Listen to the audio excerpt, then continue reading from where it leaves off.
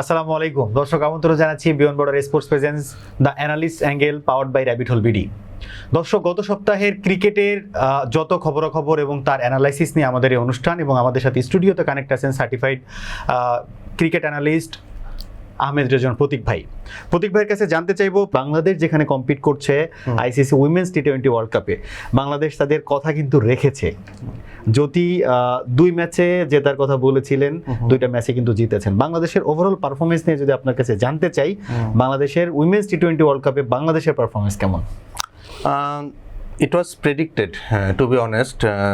In terms of আপনি যদি অ্যাট্রিবিউটসের কথা চিন্তা করেন, দুইটা টিমের, নেদারল্যান্ডসের সাথে আমরা জিতবো এটা খুবই অবভিয়াস ছিল। আপনি যদি নেদারল্যান্ডসের সাথে হারতেন, এটা কিন্তু বিশাল বড় একটা সমালোচনার বিষয় হতো, বা আমি নিজেও এটাকে মনে করতাম। কজ আপনি দেখবেন যে বাংলাদেশ উইমেন্স টিম বেশ কয়েকটা এডিশন ধরে ওয়ার্ল্ড কাপ খেলছে। নেদারল্যান্ডস মোস্ট প্রবাবলি এটা তাদের ফার্স্ট ওয়ার্ল্ড কাপ ফাইনালস বা মূল পর্বে খেলা। সেখানে আপনি অবশ্যই এক্সপেক্ট করবেন যে বাংলাদেশ ম্যাচটা জিতবে। পাকিস্তানের বিরুদ্ধে রিসেন্ট টাইমে উইমেন্স টিমের বিরুদ্ধে আমরা ওডিআই ওয়ার্ল্ড কাপ বলি, টি-20 ওয়ার্ল্ড কাপ বলে আমাদের সাফল্য ভালো। যেটা নিগার সুলতানের যদি বলতে পারতেন যে দুটো ম্যাচের বাইরে আমরা বড় কোনো প্রতিপক্ষের বিরুদ্ধে এবার হয়তো জয় একটা এনে দিতে পারবো, তাহলে আপনি হয়তো বলতে পারতেন যে টিমের উন্নতির গ্রাফটা দৃশ্যমান। যেটা হয়েছে, এটা ধরেন আগের ওয়ার্ল্ড কাপের সাথে এই ওয়ার্ল্ড কাপের রেজাল্টের সিমিলারিটিস আসলো। আপনি এখান থেকে বলতে পারবেন যে কোনো ডিমোশন হয়নি, বাট উন্নতির কোনো ছাপ কিন্তু এখানে বাংলাদেশ রাখতে সমর্থ হয়নি ইয়েট। পাকিস্তানের বিরুদ্ধে ওয়ার্ল্ড কাপ, মানে ওয়ার্ল্ড কাপের মতো বড় একটা আসরের জয়, এটা সবসময় আমাদের জন্য অনেক আনন্দের ভক্ত হিসাবে। সেই জন্য বাংলাদেশ ক্রিকেট টিমকে অবশ্যই সাধুবাদ জানাতে হবে। বাংলাদেশের সামনে দুটো ম্যাচ, একটা হচ্ছে ইন্ডিয়ার বিপক্ষে এবং সাউথ আফ্রিকার বিপক্ষে। আপনি কি মনে করেন যে এই দুটো ম্যাচে কোনোটা থেকে বাংলাদেশ জিততে পারে কিনা? এটা কি সম্ভব? দেখেন, বাংলাদেশের দলের যদি শক্তিমত্তার জায়গা বলেন, সেটা হচ্ছে স্পিন বোলিং, যেটা কিন্তু পাকিস্তানের বিরুদ্ধে আমরা দেখতে পেরেছি। যে রাবেয়া খানের কথা বলি, মেঘলার কথা বলি, বা নাহিদ আক্তারের কথা বলি, তাদের 3 জনের কম্বাইন্ড বোলিং স্পেল ছিল 12 ওভার্স 57 রানস ফর 7 উইকেটস। এখানে কিন্তু আসলে আমরা ম্যাচটা বের করে এনেছি। তো দ্যাট ইন্ডিকেটস যে উইকেটে যদি কিছুটা স্পিন ধরে, বাংলাদেশ উইমেন্স টিম কতটা ভয়ঙ্কর হতে পারে। এবং একই সাথে এটা এক্সপ্রেস করে পাকিস্তান উইমেন ব্যাটারদের আসলে স্পিনের বিরুদ্ধে খেলার অদক্ষতা। তো আপনি যদি এইটাকে স্ট্রেংথ করে পুঁজি করেন, যে আপনার এই স্ট্রেংথটাকে ধরে ইন্ডিয়া বা সাউথ আফ্রিকা কোন দলের বিরুদ্ধে এই ট্যাকটিকটা বেশি কার্যকর হতে পারে, then you should obviously target the match against South Africa.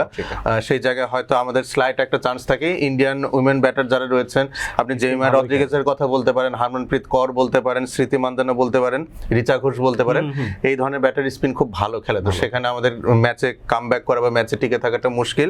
South আফ্রিকার ক্ষেত্রে আমরা কিন্তু লাস্ট 50 ওভারের যে বিশ্বকাপ ছিল, সেখানে কিন্তু জয়ের দ্বার প্রান্ত থেকে ফেরত আসতে হয়েছে। সো সেটা বাংলাদেশ একটা ট্রাই করতে পারে। এবং আমার মনে হয় যে যদি আসলে আমরা সাউথ আফ্রিকার বিরুদ্ধে ম্যাচ জিতি, এটা আসলে একটা বড় স্টেটমেন্ট রাখার মতো বিষয় হবে। আই হোপ এরকম কোনো একটা জয় আমরা এডিশনালি 2টা ম্যাচের পরে একটা জয় নিয়ে হয়তো আমরা বাংলাদেশে ফেরত আসবে আমাদের মেয়েরা। আমি একটু জাস্ট পয়েন্ট টেবিলের কথা যদি বলি, যে এখন পয়েন্ট টেবিলের টপ 2টা পজিশন এই গ্রুপে হোল্ড করছে হচ্ছে অস্ট্রেলিয়া এবং ইন্ডিয়া। অস্ট্রেলিয়া 4 ম্যাচে 4টাতেই জয় করেছে, দ্যাট মিনস তারা সেমিফাইনালে অলরেডি একটা পা দিয়ে রেখেছে। এবং ইন্ডিয়া 3 ম্যাচের 2টাতেই জয়লাভ করেছে। এবং এখানে একটা মজার জিনিস হচ্ছে, সেম ভাবেই সাউথ আফ্রিকা 3 ম্যাচে 2টাতে জয় পেয়েছে। সো এই একটা জায়গায় আসলে কি কোনোভাবে ইন্ডিয়ার জায়গায় সাউথ আফ্রিকা যেতে পারে কিনা, এরকম একটা ফাংশন তো কথা বলছে। অবশ্যই চান্স রয়েছে। আপনি যদি দেখেন যে এখানে দুটো ভ্যারিয়েবল রয়েছে, ইন্ডিয়া সাউথ আফ্রিকা, তাদের দুইজনেরই ম্যাচ রয়েছে বাংলাদেশের বিরুদ্ধে। তো এইখানে কারা বাংলাদেশকে বড় মার্জিনে ডিফিট করতে পারে দুটো ম্যাচের মধ্যে, এটা একটা ভ্যারিয়েবল। আরেকটা আপনি দেখবেন যে সাউথ আফ্রিকা কিন্তু অস্ট্রেলিয়ার বিরুদ্ধে ম্যাচটাতে পরাজিত হয়েছে, ইন্ডিয়ার অস্ট্রেলিয়ার বিরুদ্ধে ম্যাচটা বাকি, আবার সাউথ আফ্রিকার নেদারল্যান্ডসের বিরুদ্ধে ম্যাচটা বাকি। তো আপনি কিন্তু ধরে নিতে পারেন যে সাউথ আফ্রিকা, নেদারল্যান্ডস বা বাংলাদেশ মোস্ট প্রবাবলি দুটো ম্যাচে জিতে 8 পয়েন্টে যাবে। হোয়ারেজ আমরা যদি ধরি যে ইন্ডিয়া বাংলাদেশের বিরুদ্ধে জিতলো 6 পয়েন্ট, বাট মেইন ভ্যারিয়েবলটা হবে এগেইনস্ট অস্ট্রেলিয়া, এই ম্যাচটা বাকি রয়েছে। সো আমার মনে হয় ইন্ডিয়ার উপর প্রেশারটা রাইট নাও বেশি। কজ আপনি অস্ট্রেলিয়ার যে টিমটা এখন দেখছেন, it's full of quality cricketers. তাদের মিডল অর্ডারে যারা ব্যাটিং করে, they are all complete allrounders. আপনি এলিসা পেরির কথা বলেন, উনি right arm fast bowler, Georgia Wareham right right arm leg spin bowling করে থাকেন Sophie Molineux, left arm orthodox bowler Nicola Carey, উনি ভালো allrounder, compact team. Annabel Sutherland রয়েছে right arm fast medium. So এইরকম একটা টিমের বিরুদ্ধে জয়লাভ করে ইন্ডিয়ার জন্য খুব চ্যালেঞ্জিং হবে। তো রাইট নাও এই গ্রুপ থেকে আমার যেটা প্রেডিকশন যে south Africa and Australia is going through to the next round or semifinal. Definitely. এবং গ্রুপ বি এর কথা যদি আলোচনা করি, আমরা সেখানে কিন্তু দেখছি আমরা যে ইংল্যান্ড এবং ওয়েস্ট ইন্ডিজ তারা 3 ম্যাচে 3টাতেই জয়লাভ করে টেবিল টপার হিসেবে আসেন, এবং নিউজিল্যান্ড এবং শ্রীলঙ্কা 4 ম্যাচে 2টাতে জয়লাভ করেছে। সো অবভিয়াসলি যদি আমরা বলি যে ডেফিনেটলি ওই 2টা টিমই হয়তো কম্পিট করে আগাচ্ছেন, আর বাকিদের কথা আসলে আয়ারল্যান্ড এবং স্কটল্যান্ডের ওই লেভেলের অবস্থায় নেই যারা আসলে কম্পিট করে আগেই যেতে পারে। সো এইখানে কি আসলে কোনো ধরনের আকপিস হতে পারে কিনা? এখানে একটু কঠিন, তবে আয়ারল্যান্ড উইমেন আসলে খুব মানে হতাশ থাকবে। ইংল্যান্ডের বিরুদ্ধে তারা ম্যাচটা ক্লোজ আউট করতে পারেনি, ওই ম্যাচটা কিন্তু তাদের আসলে জেতার মতো একটা অবস্থায় ছিল। সরি, নিউজিল্যান্ডের বিরুদ্ধে ম্যাচটা। তো সেই জায়গায় আয়ারল্যান্ড এই পর্যন্ত কিন্তু উইমেন্স টি-20 ওয়ার্ল্ড কাপে তাদের মূল পর্বে কোনো জয় নেই। নিউজিল্যান্ডের বিরুদ্ধে ওই ম্যাচটা পেলে, মানে জয় পেলে তারা আসলে অনেক খুশি হতো, বা এই ধরনের অ্যাসোসিয়েট ক্রিকেটিং নেশন যারা রয়েছে তাদের জন্য কিন্তু একটা যে স্টেটমেন্ট ক্রিয়েট করার মতো আর কি কিছু উইন দরকার হয়, তো সেটা থেকে আসলে তারা মিস করেছে।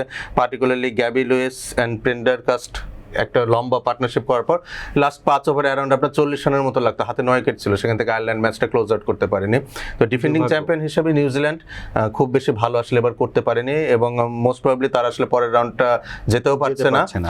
সো রাইট নাও যেই অবস্থায় রয়েছে, আমার মনে হয় ইংল্যান্ড এবং উইন্ডিজ এই গ্রুপ থেকে কোনো ঝামেলা ছাড়া হয়তো পরের রাউন্ডে প্রসিড। আমরা একবার শেষ পর্যায়ে আপনার কাছে যদি জানতে চাই, আপনি এবারে ট্রফির দাবিদার হিসেবে কাদেরকে দেখছেন? অস্ট্রেলিয়া। সত্যি কথা বলতে গেলে পজিশন কাদেরকে দেখছেন? আমার মনে হয় অস্ট্রেলিয়া সাউথ আফ্রিকা ফাইনাল হতে পারে, if south Africa make it to the semifinals, or Australia England. এর বাইরে প্রবাবিলিটি আমি গ্রুপ এর 2টা টিমকেই আপনি আসলে ফাইনালিস্ট চিন্তা করছেন? দেখছি, কজ ইংল্যান্ডের রাইট নাও যে স্কোয়াডটা রয়েছে তাদের ব্যাটিংটা আমার কাছে একটু নড়বড়ে মনে হচ্ছে। হোয়ারাজ আপনি সাউথ আফ্রিকার ইন্ডিয়ার বিরুদ্ধে যদি চেষ্টা দেখেন, আপনি যদি মারিজান কাপের কথা বলে থাকেন, তানজিম ব্রিডসের কথা বলে থাকেন, বা তাদের লোয়ার ডাউন দি অর্ডার বেশ কিছু কোয়ালিটি ক্রিকেটার্স রয়েছে in terms of Nadine de Klerk, Dercksen. তো এই সাউথ আফ্রিকার টিমটা কিন্তু যদি আপনি যে অ্যাট্রিবিউটসের বিচারে চিন্তা করেন, অনেকটা অস্ট্রেলিয়ার সাথে ম্যাচ করে।